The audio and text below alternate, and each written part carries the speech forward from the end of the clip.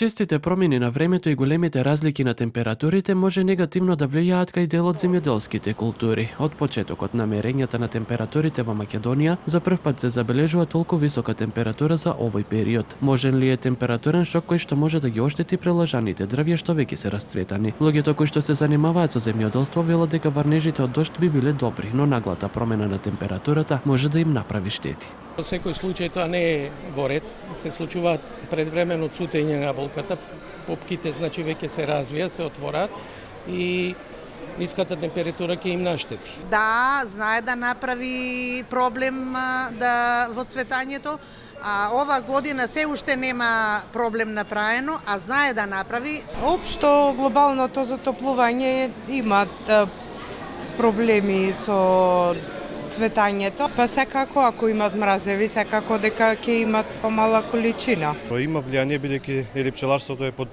да кажеме, директна изложеност на климатските промени, на временските услови. Пчелите им треба постабилно време со цел да имаат непречен развој и брз развој.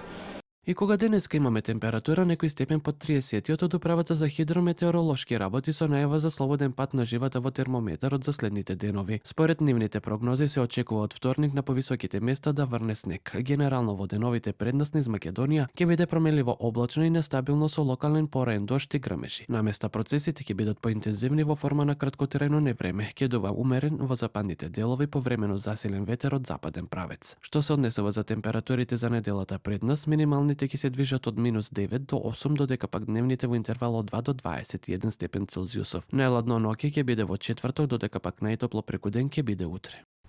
Честите промени на времето, 7 до 8 степени над 20 степен Целзиусов. Температура некарактеристична за месец март ги прелажа пред време дрвцата и овошките да се расцветаат. Какви штети ќе има, останува да видиме од времето што следи.